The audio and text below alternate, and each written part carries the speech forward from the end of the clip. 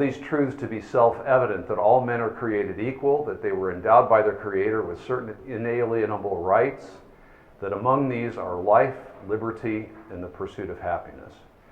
And I've heard many a sermon calling into question this last phrase. Right to life? Yes, we're all for that. Right to liberty? Of course. Right to the pursuit of happiness? Are you kidding? That's the problem. That's not the solution to anything. It sounds to us like just this sort of stuff that we've heard, from people. It seems like every time I meet someone who is planning to leave his family, it's always, well, I just want to be happy. And so the pursuit of happiness typically connotes to me and to the people I'm around, I think, not something that is even morally positive. At best, it's morally neutral. At worst, it's something wrong or something anti-moral about it. Or it connotes the two famous Irish theologians, Oprah and Osteen. The prosperity people, God just wants you to be happy and get as much stuff as you can. And I assume that none of us in this room is particularly wanting to go down that road. But then we run across somebody like Pascal, who said, man wishes to be happy and only wishes to be happy and cannot wish not to be happy. And what I want to do, as I try to do in the paper, is to just kind of throw a bunch of historical stuff at you just to see how important the idea of happiness has been in thinking, including Christian thinking throughout the past. And maybe there's something there. And maybe there's something that we can use to find common ground with people to try to make connections to the gospel. So my first point is just to talk a bit about the contemporary return to happiness. And I'll mention four aspects of it. And I'll talk about the first two together. Popular culture. It seems that people are still interested in being happy. Most of the time, the best-selling self-help sort of books are about becoming happy. You may not know about a new trend within psychology or school of psychology called positive psychology. How many of you have heard of positive psychology? Okay, a few of you. And its emphasis is not so much on diagnosing what's wrong with people as it is trying to understand what is the baseline properly functioning condition that is absent when there's a kind of pathology. So rather than negative psychology, so to speak, it's positive psychology, and to try to understand how to help people be healthy, how to help them flourish. And so between both of these, there are some books I'll throw up here that I just happened to find on the internet. Martin Seligman in the first one up there, he's kind of the leader of the positive psychology movement. Some others, some more from the ridiculous to the sublime, we might say. So clearly people are interested in happiness and figuring out what it is and in wanting to be happy. But interestingly enough, theology, after many, I'd say several centuries of absence of consideration of the topic, at least Protestant theology, it's starting to make a comeback. David Nagel, who's one of us, an evangelical, has written on this, on learning the deep meaning of happiness. Ellen Cherry, who teaches at Princeton Seminary, and is an Old Testament scholar. She's written a book called God and the Art of Happiness, which has been very influential, a kind of best-selling book. And then I found just on the internet essays in honor of Timothy Gorringe on theology and human flourishing. Gorringe would, I think, be a little bit more on the liberal side of things. Ellen Cherry's pretty kind of much in the middle, I think, and David Nagel's a a full-fledged evangelical. Now, when I first got interested in this, as I sort of indicate in the paper, to my knowledge, I was the only evangelical that I knew of that was even talking about this, that was interested in thinking about happiness from a positive point of view. And I had hoped to maybe write the book that would reintroduce it, and I mean reintroduce it to the church, to the evangelical church. And then I was actually over here, about a year after I was over here in 2006 at ELF. I came down with a health condition that prevented me from pretty much doing anything in the last 7 years. And so in my absence, much better scholars have begun to do the thing. And it's not just theology, but in academia in general, flourishing is a hot topic. Julie Annis, who's a classical philosopher, the Economics of Human Development at the University of Chicago advertises itself as being oriented around understanding and being able to develop procedures and policies and so on that would contribute to human flourishing. And then Toward Human Flourishing is a book on professional formulations, business, and so on. So it seems to be that happiness is still with us, whether we acknowledge it or not. Secondly, let's talk a little bit about a brief history of happiness. This book cover here by Darren McMahon is actually a really good book on the history of the concept of happiness. And he traces it through the different Christian formulations as well as secular.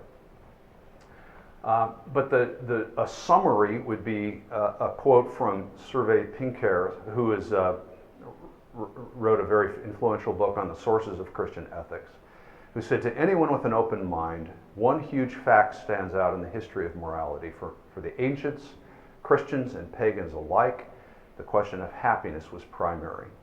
As they saw it, morality in its totality was simply the answer to this question.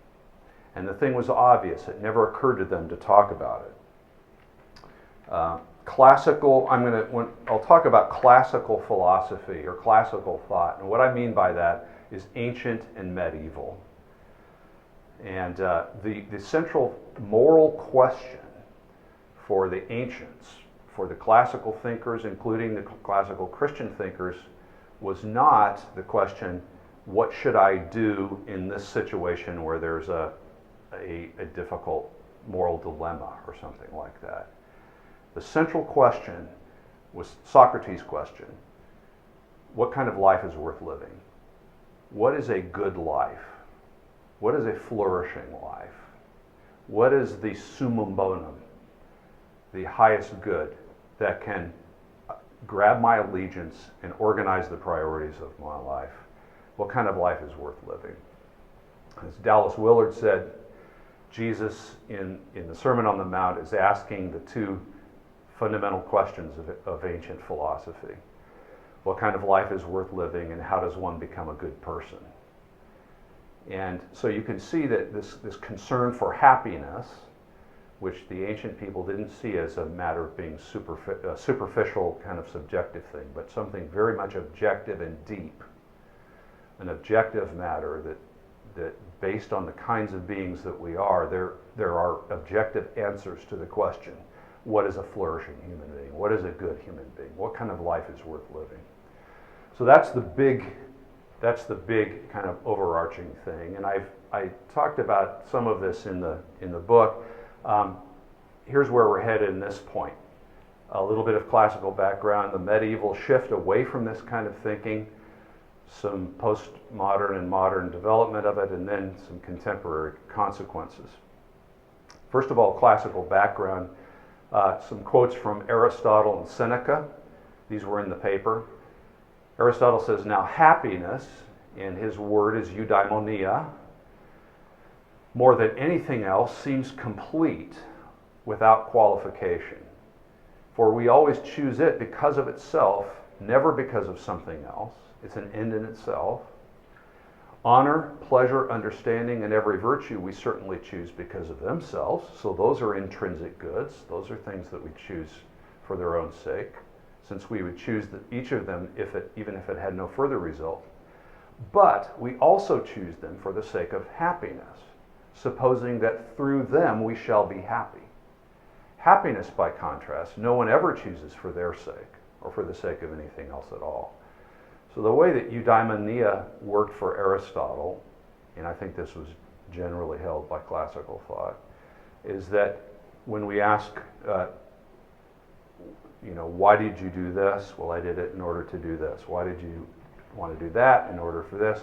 And eventually you will come to the fundamental reason, because that's what life is all about. That's what a flourishing life is. That's what they meant by happiness. And you don't keep asking at that point. So what's the point of living a flourishing life? That's where the explanations would stop. And so Aristotle thinks that a flourishing life is a life expressive of the virtues. It's a morally excellent life. So for him, happiness was about morality, or morality was about happiness. That's the kind of life worth living. Plato said the same thing. Here's a quote from Seneca. As often as you wish to know what is to be avoided or what is to be sought, what morality is about, how to live one's life, consider its relation to the summum bonum, to the purpose of your whole life.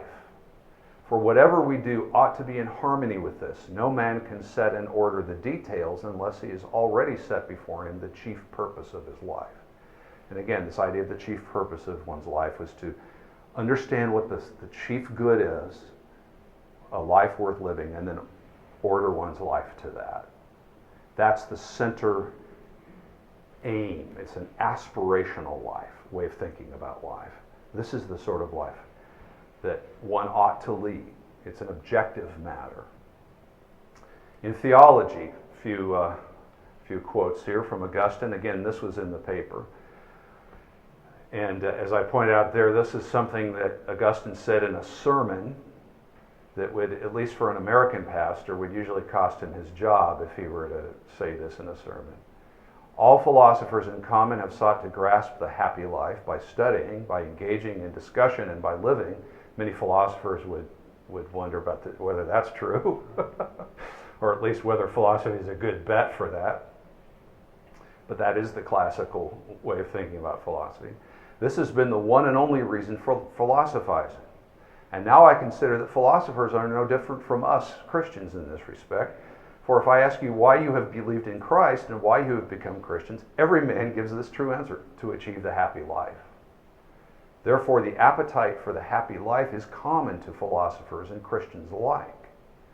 But the question and the difference of opinion relate to where this prize, about which there is no dispute, can be found. It seems to me that it is characteristic of all men to seek the happy life, to want the happy life, to desire and long for and pursue the happy life. The man who asks how he can enjoy the happy life is indeed asking just this: where is the highest good, the summum bonum? The good which is called the supreme good is that good to which all others are referred. Every man is happy in the enjoyment of that for the sake of which he wants to have everything else. This is because it is loved for its own sake and not on account of something else. So right there we get a major agreement with the classical philosophers, but also, I think, something to guide our thoughts as if we want to exploit this a little bit for apologetic purposes. There's a universal desire to flourish, to be happy. That's a given. The question that differentiates people is not that, not whether happiness is a good thing even. It's what is it? What actually constitutes a life worth living? And that the ancient philosophers all agreed with that. They said this is where the difference is. Not that we are after eudaimonia, but what eudaimonia actually consists in. Now, what is it for Augustine?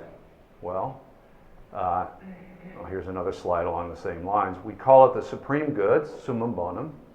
because at this point we can find nothing toward which it can advance or to which it can be referred. It is the resting place of desire. What is it? What's the actual true answer to the question of what is a flourishing life? God himself is the fountain of our happiness. He himself is the end of all our longing. In choosing him, or rather since we had lost him through neglect, and re-choosing him, we strive toward him by love, so that by attaining him we might rest, happy because we are perfected by him who is our end. Thus our good, the end which is extensively disputed among the philosophers, is nothing other than to cling to him. Now that's an apologetic argument. I'm a big fan of moral arguments for theistic belief, but this is the moral argument that Augustine gives. And Aquinas says similar. It's not what's the best explanation for the existence of moral properties and moral obligations for those guys. It's what is the true satisfaction of our deepest desires for happiness, for flourishing. And then my favorite quote from Augustine, familiar to all of us from the beginning of the Confessions. You have made us for yourself, O God, and our hearts are restless until they find their rest in you. That's what we long for. Boethius, this is not in the paper, the most influential book on the Middle Ages was Boethius's Consolation of Philosophy. And it's a book about happiness and where it may be found. Boethius is in prison, unjustly accused. He's eventually killed. And he has this dialogue with a figure he calls Lady Philosophy. And it's about, is this worth it? And what kind of life is really worth living? And she guides him through the tradition in this, and concluding that it's grounded, just as Augustine said, in God himself. Here's a few quotes. Mortal creatures have one overall concern. They work at by toiling over a whole range of pursuits, advancing on different paths, but striving to attain the one goal of happiness. This is the good which, once attained, ensures that no one can aspire to anything further. Indeed, it is the highest of all goods, and gathers all goods within itself. If any good were lacking to it, it could not be the highest good, since some desirable thing would be left outside it. Thus it is clear that happiness is the state of perfection achieved by the concentration of all goods within it. All mortals, as I have said, strive to attain it by different paths, for this longing for the true good is naturally implanted in human minds, but error diverts them off course toward false goods. Aquinas, of course, it is impossible for any created good to constitute man's happiness, for happiness is that perfect good which entirely satisfies one's desire. Otherwise, it would not be the ultimate end if something yet remained to be desired. Now, the object of the will, that is, of man's desire, is what is universally good, just as the object of the intellect is what is universally true. Hence, it is evident that nothing can satisfy man's will except what is universally good. This is to be found not in any creature, but in God alone, because every creature has only participated goodness. Therefore, God alone can satisfy the will of man, according to the words of the Psalms, who alone satisfies your desire with good things. Therefore, God alone constitutes man's happiness. Now, just in case you're wondering if this is just a bunch of Catholic stuff, here are some Protestant echoes. John Calvin, if God contains the fullness of all good things in himself like an inexhaustible fountain, nothing beyond him is to be sought by those who strive after the highest good and all the elements of happiness. If the Lord will share his glory, power, and righteousness with the elect, nay, will give himself to be enjoyed by them, and what is more excellent, will somehow make them to be one with himself, let us remember that every sort of happiness is included under this benefit. And Richard Baxter, Puritan, the glorifying himself and the saving of his people are not two decrees with God, but one decree, to glorify his mercy in their salvation, though we may say that one is the end of the other, so I think they should be with us together intended. We should aim at the glory of God, not alone considered without our salvation, but in our salvation. Christ himself is offered to faith in terms, for the most part, respecting the welfare of the sinner, not his own abstracted glory. He would be received as a Savior, mediator, redeemer, reconciler, intercessor.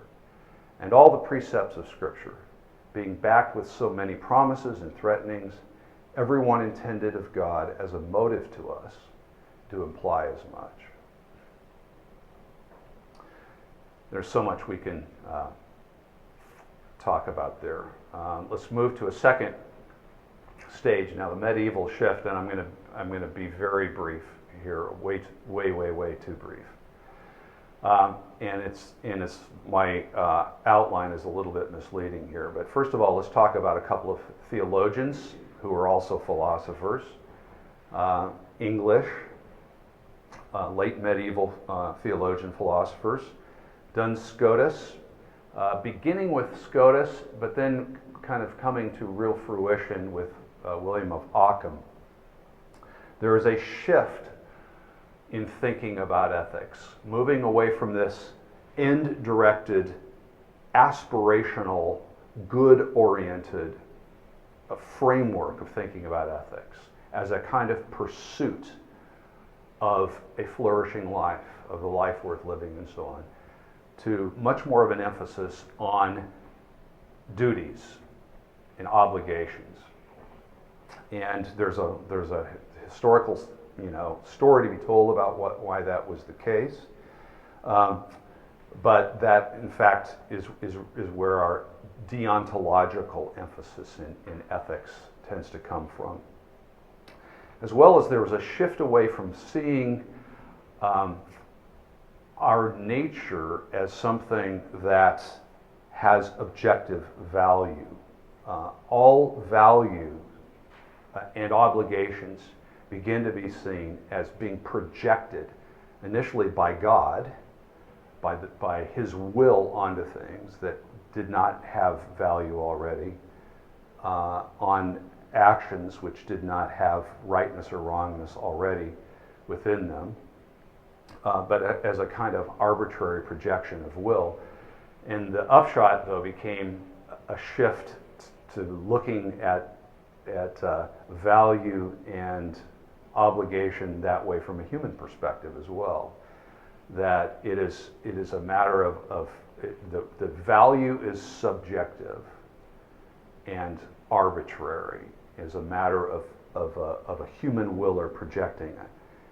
Law is a matter of power, of the imposition of power. Very different from the classical perspective up to that point, which saw law as objectively written into the nature of things. It is a function of God's will, but God revealed his will when he created first. Didn't wait until special revelation for that. All of this we can talk about.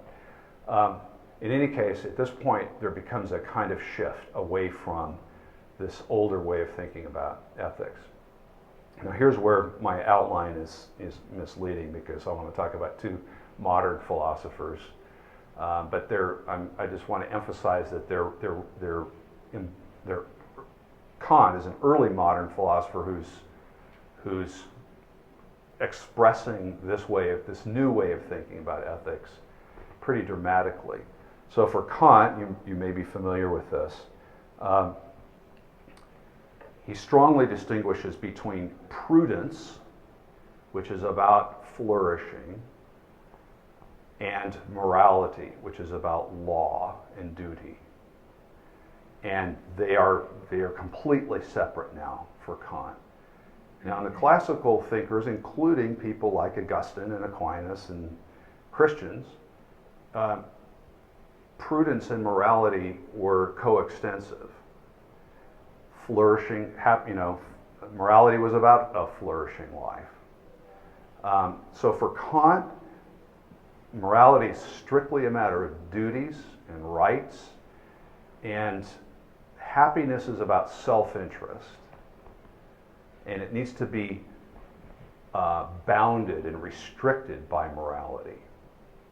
It's not something that has moral value at all, even in the best of cases.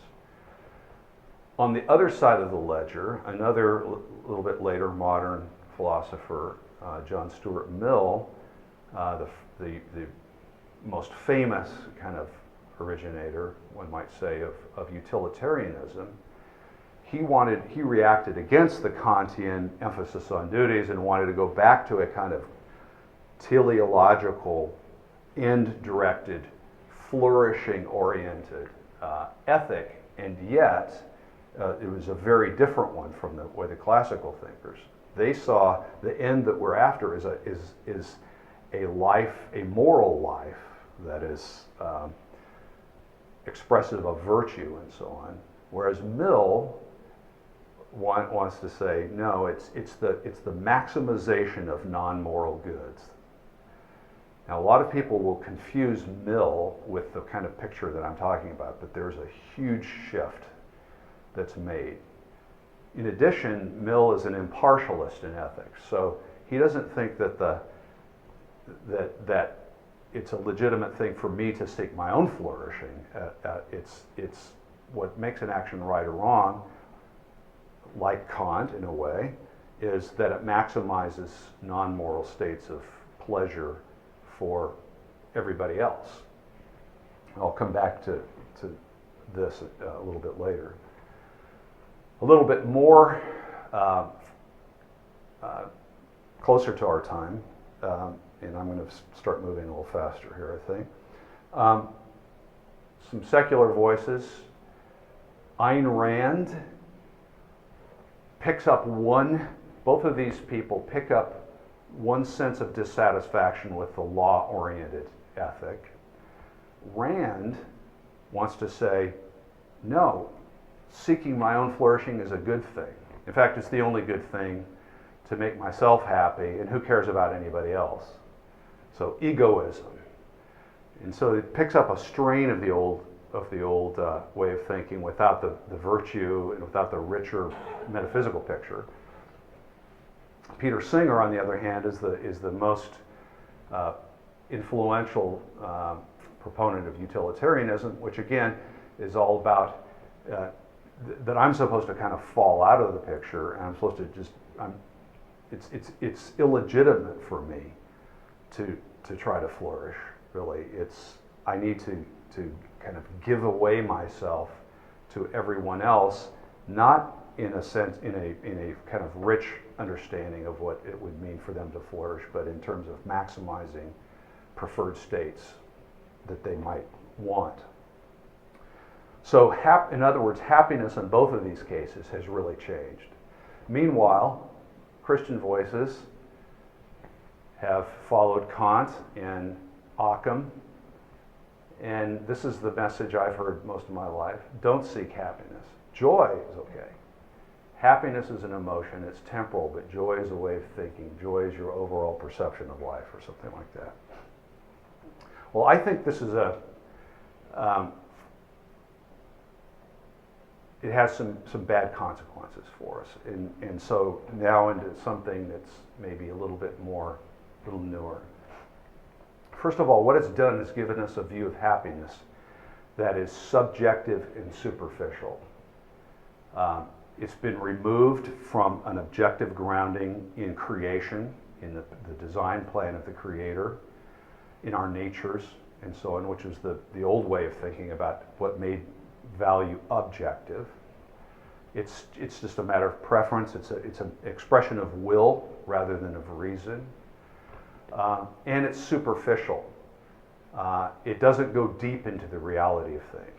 It's just kind of layered on by my will, by my choices. This is the Oprah and Osteen picture. Second, happiness is non-moral or immoral. It's been disconnected from morality, been disconnected from what is morally good, which pits happiness against morality rather than happiness being informed by and being shaped by and being captivated by a moral vision, the moral good. Flourishing is not connected to morality. It's independent of morality. Maybe it's okay, maybe it needs to be restricted a little bit, but the whole idea of flourishing morally is not a vision that captivates people these days. And a disintegration across the board. Here are some things that if we had time we could talk about, all the different ways that these ideas have been disintegrated since the late Middle Ages. And related to this, not exclusively a result of this, but as I've already indicated, morality has been completely divided off from our nature, from what it would mean for us to flourish as human beings, for example. The famous fact-value split was never viewed as a split until the late Middle Ages, as C.S. Lewis has pointed out. Morality has been tended to be reduced to a matter of rules and principles rather than character. I think it's related to the split that's a very much a modern split between faith and reason, between moral formation and spiritual formation, between morality and worship. Again, we can talk some more about that if you want. But the desire for flourishing remains. I think it's built into us by God. So I think I have three more main sections that I want to talk about. I want to cast a vision for a recovery of at least an emphasis on happiness, a partial adaptation of happiness, if not a complete return to an old way of thinking. And so I'll talk about each of these points. A vision for reintegration in these areas that I've just been talking about, which the details of which we can talk about later if you wish. A vision for moral education. I will say a little bit more about this. It seems to me that evangelical ethics tends to be limited to, of course this is extreme, but I'm even a teacher of it. I've read the books, I've taken it. It tends to be just say no to premarital sex, to homosexual sex, to adultery, to drugs, and so on. And so what that does is that just be nice, just be kind of safe, stay, here are the boundaries. And after that we don't really have a whole lot to say. But one of my deepest convictions is that we are not going to continue to say no to things that are very attractive to us, that our hormones are accentuating, that the media is yelling yes in our ears. There's peer pressure, especially for young people. Yes, yes, yes on all those things. We're not going to keep saying no for the long haul unless we have something better that we've said yes to. No's make sense in light of a bigger yes. And this way of thinking is a yes-oriented ethic. Say, this is what life is about. And if this is what marital union is about, sexuality is part of marital union, this is the big yes. And so it makes sense for us to say no to pornography and to adultery and so on, because that's actually incompatible with how we are made, how God made us to flourish. And so I say stuff like that to my students as much as I possibly can, because I know for myself, it's made a big difference for me. But, Bonhoeffer said, chastity for the sake of chastity is meaningless. It has to be in light of a greater good, a greater calling that we have, something that we see is worth. When I was in high school, I ran in track poorly, and my first track season, track and field, I was at an Easter dinner, family dinner, eating a big piece of pie, just shoveling it in my mouth. And an adult relative said, how is your running coming? My mouth is full of pie. He said, are you winning many races? He said, well, you're not going to win many races if you keep eating pie like that. And he was right. I mean, there's nothing wrong with eating pie, but if you want to win races, you do need to say no to some things, but it makes sense in light of a bigger yes that you're saying yes to. And I think this just has huge implications for moral formation, for helping young people, casting a vision for what is good. Yes, there are duties. Of course there are principles. There are things we need to say no to, but those make sense in light of this bigger yes. This attractional idea of the classical thinkers of goodness, truth, and beauty is what we're after. And this is part of where the worship angle comes in. That God is the good, the true, and the beautiful, and we find our greatest happiness in Him. That obviously is expressed in worship. Third, common cause with others. Everybody's interested in flourishing. Well, as the Lord said through Jeremiah in Jeremiah 29:7, seek the shalom of the city in which I've sent you into refuge.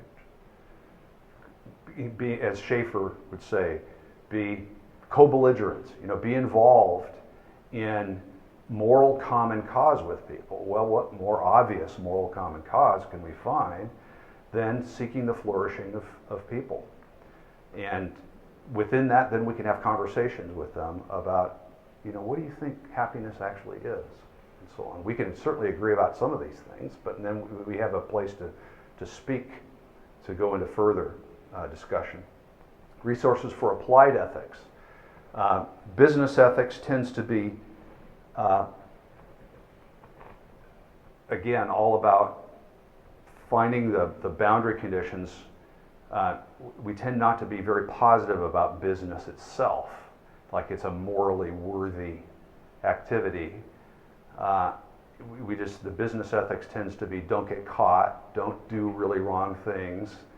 But actually, I think we could make a case that the pursuit of wealth, properly understood and morally informed, is a good thing.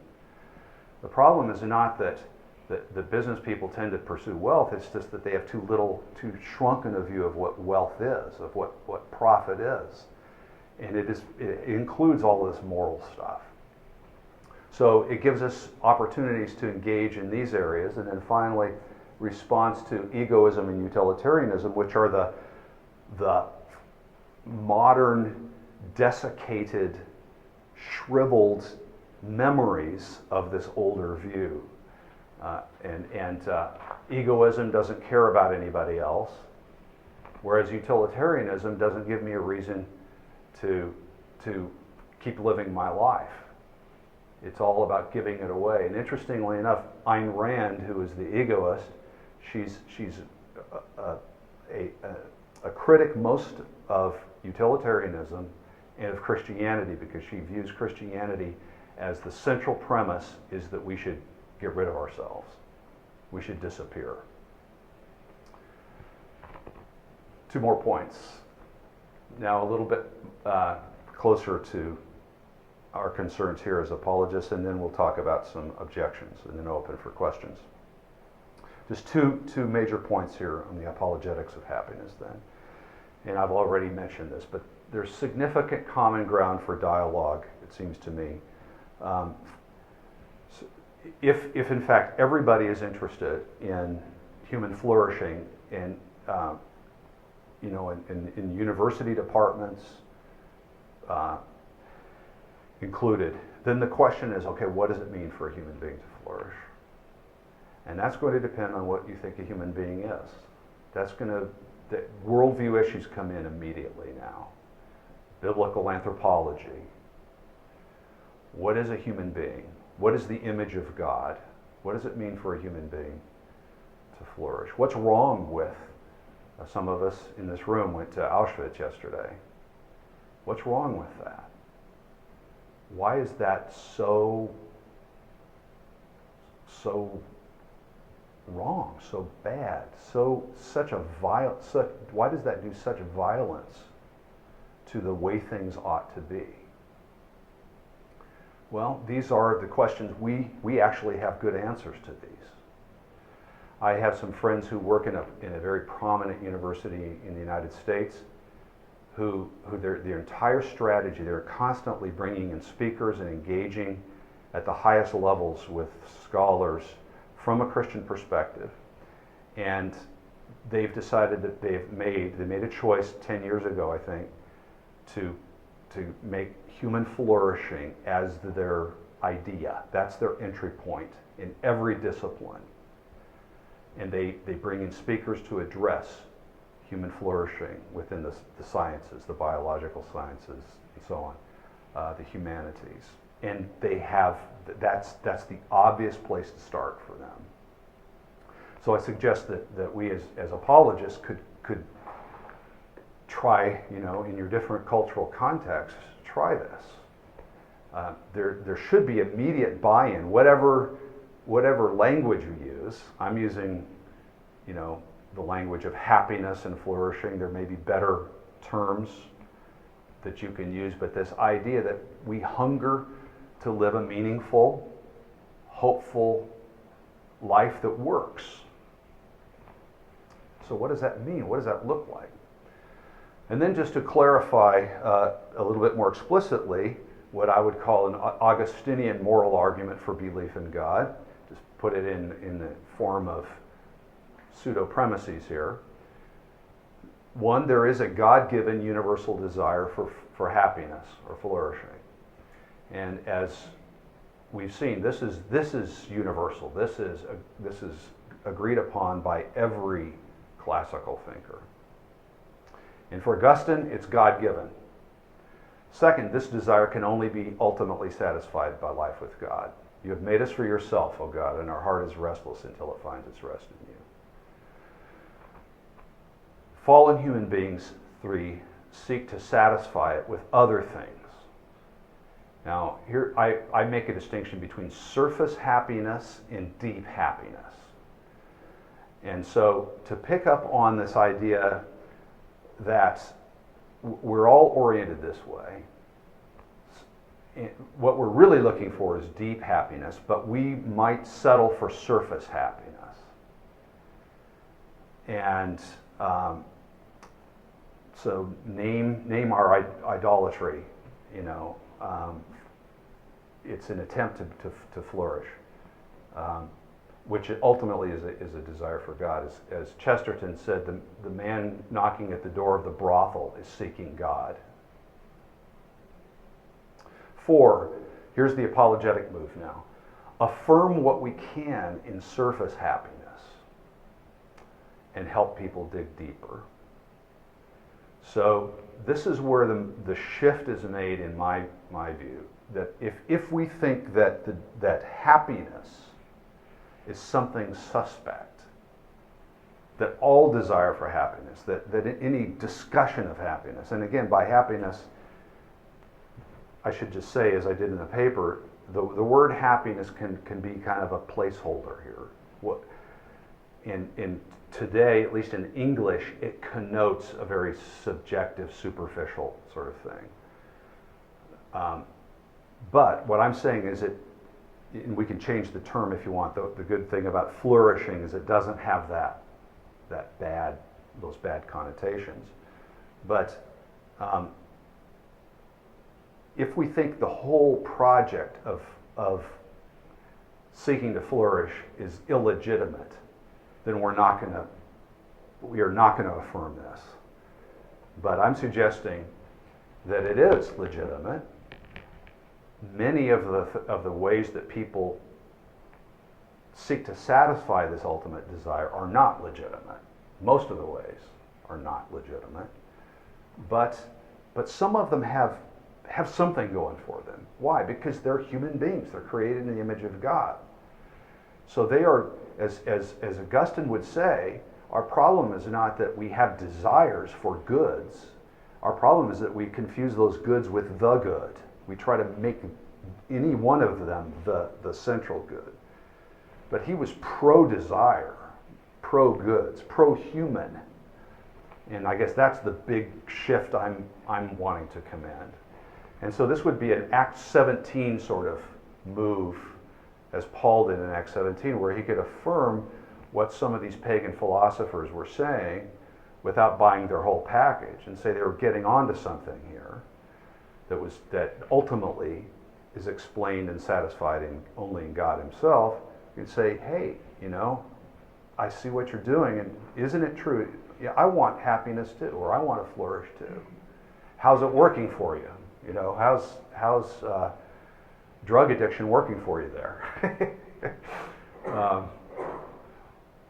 I tried that too. Or I've tried plenty of things. I haven't tried drug addiction, but I've tried a number of things, and they kind of helped me a little bit, and then it ran out of gas. And so let me tell you about something I found that actually works, Now this is a very Augustinian move here. All surface happiness falls short. As Augustine would say, it can be taken away from us against our will. If it's another person, that person can die.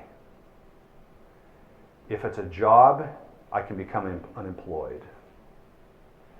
If it's the buzz I get from drugs, it will just make me worse off. It's just the way idolatry works. It's the way the pursuit of happiness works. If we pick the wrong object, it will never satisfy. It will be taken away. It will corrupt. It will corrupt us. There's nothing wrong with the desire. What's wrong is with the object that we're using to satisfy the desire. Only a relationship with God can ground secure, lasting, true, flourishing, or deep happiness. Now that sort of argument is available to us today. And that was, as you saw it in Augustine, you saw it in Aquinas. You can see it in C.S. Lewis. Do what they will, then, he says, we remain conscious of a desire which no natural happiness can satisfy. But is there any reason to suppose that reality offers any satisfaction to it?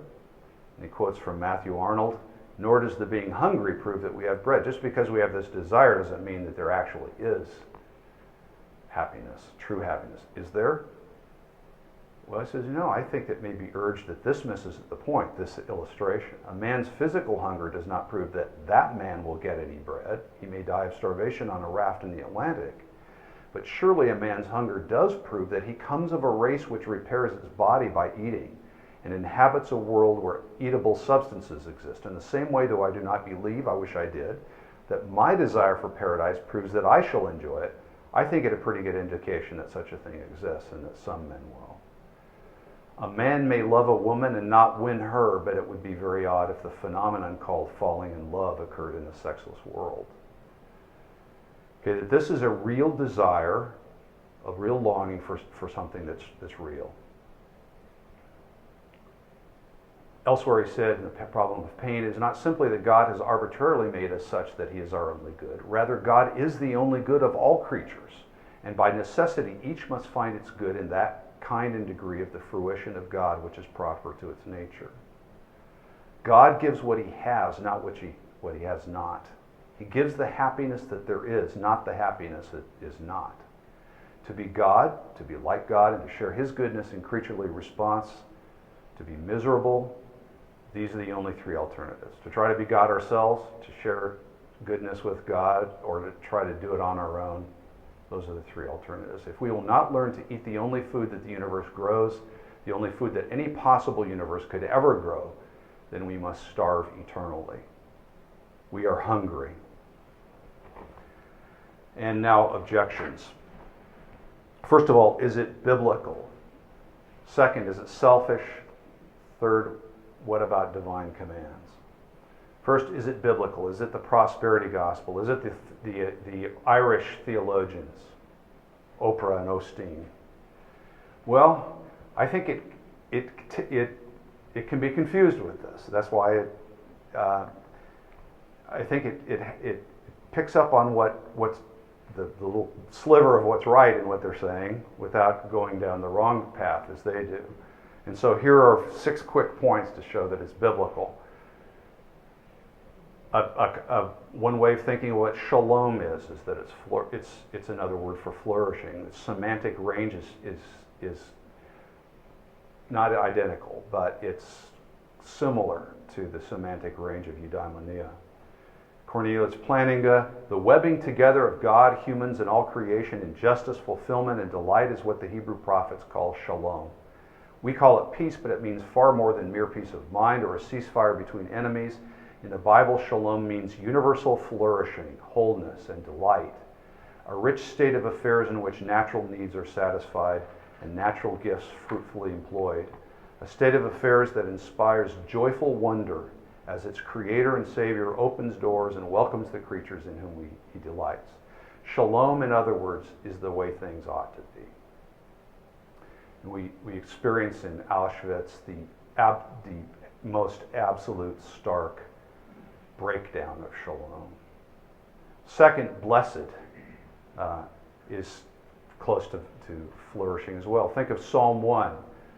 Blessed is the man who does not walk in the counsel of the wicked, or stand in the path of sinners, or sit in the seat of scoffers. But his delight, notice the aspirational, the affective. His delight is in the law of the Lord, and in his law he meditates day and night. And he will be like a tree firmly planted by streams of water, which yields its fruit in its season. Its leaf does not wither, and whatever he does, it prospers. That's a picture of flourishing. Jesus, in the Sermon on the Mount, uses a near synonym for eudaimon. As Dallas Willard said, he's doing what ancient philosophers did. He's casting a vision for a flourishing life. It's a very different picture of flourishing than Aristotle had, but it's not completely different, but it is a picture of a flourishing life. This is the life to live. This is the life I've created you to live. Romans 12 is very teleological about casting this vision for what is good. I'll leave the details to your own study in that. The law, particularly in Deuteronomy, as Moses is repeating it, just as they go into the promised land, he's consistently saying, this is for your welfare, for your well-being, so that you will go in the land and find life and so on. The doctrine of creation. It seems to me that taking creation seriously, thinking that God actually knew what he was doing when he created us with natures, like creating the tree that's supposed to, let's call it an orange tree, at the side of the river. What's the point of an orange tree? Well, it's to glorify God. But how? By flourishing as an orange tree, by bearing fruit, by being orange tree-ish in full measure. Why did God create the natures he did, including human nature? But we have to temper our embrace of creation by a robust understanding of the fall and the breakdown of shalom, and our ability to become deluded about our own flourishing, as well as to understand we live in a fallen world, and our complete flourishing awaits our life with God in glory. And so this life, in many cases, a flourishing life as a follower of Jesus, will involve tremendous sacrifice and often suffering, not for its own sake, but for the sake of true flourishing. Is it selfish? I will just say this. Morality does require unselfishness and sacrifice, but that's not the point of it. Lewis said, the New Testament has lots to say about self-denial, but not about self-denial as an end in itself. We are told to deny ourselves and to take up our crosses in order that we may follow Christ, and nearly every description of what we shall ultimately find if we do so contains an appeal to desire. If there lurks in most modern minds the notion that to desire our own good and desire earnestly to hope for the enjoyment of it is a bad thing, I submit that this notion has crept in from Kant and the Stoics and is no part of the Christian faith. Indeed, if we consider the unblushing promises of reward and the staggering nature of the rewards promised in the Gospels, it would seem that our Lord finds our desires not too strong, but too weak. We are half-hearted creatures, fooling about with drink and sex and ambition when infinite joy is offered us, like an ignorant child who wants to go on making mud pies in the slum because he cannot imagine what is meant by the offer of a holiday at sea. We are far too easily pleased. Second, self-concern is legitimate. There is an important distinction between selfish, unselfish, and selfless. And what I mean by selfless is literally selfless, to abandon ourselves completely. And I talked about this in the paper, but basically this, Rand and other critics of Christianity posit two extreme possibilities. Either you're selfish, you care only about your own interests, or you're selfless, you don't care about your own interests at all. But there is a third alternative, unselfish, someone who cares properly about his own interests, and his circle of interest is much bigger than that. We are to love our neighbor as ourself, Scripture says. And then finally, what about divine commands? Very quickly. Divine commands are a very important part of Christian morality, but they're not the only part. I believe the biblical view is that divine commands are aimed at our flourishing. They're not arbitrary. They're not arbitrary expressions of power. They're not optimistic kind of pictures. In many cases, it's explicit in Scripture. In some cases, it's implicit. But I want to give a strong affirmation of divine commands here.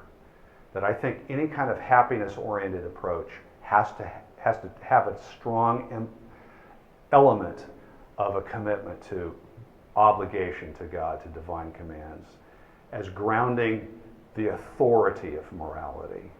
I'm suggesting we should cast the vision, but we also need to say that that's a vision that God has created for us and revealed to us, and we'd better obey it for our own flourishing. I've got this great quote from Havel, who's not a Christian, but he's asking about the phenomenology of moral experience, and he says, why is it that when I get on a bus and I'm thinking about whether or not to pay, why do I feel like I should pay? Why is there this voice that's telling me I should pay? He says, who then is in fact conversing with me? Obviously someone I hold in higher regard than the Transport Commission. Then my best friends, this would come out when the voice would take issue with their opinions, because they'd say, don't pay it. And higher in some regards than myself, that is, myself as subject of my existence in the world and the carrier of my existential interests, one of which is the rather natural effort to save money. Someone who knows everything and is therefore omniscient, is everywhere and therefore omnipresent, and remembers everything, someone who, though infinitely understanding, is entirely incorruptible, who is for me the highest and utterly unequivocal authority in all moral questions, and who is thus law itself, someone eternal, who through himself makes me as eternal as well, so that I cannot imagine the arrival of a moment when everything will come to an end, thus terminating my dependence on him as well, someone to whom I relate entirely and for whom ultimately I would do everything.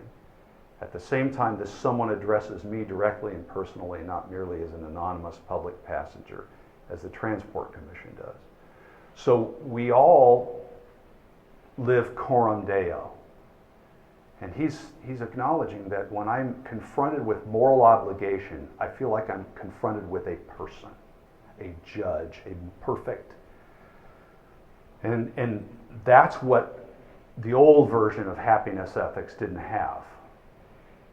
It seems to me this is consistent with a flourishing ethic, because that divine commander is also a divine designer who's created us to live and express his image in us in a flourishing way.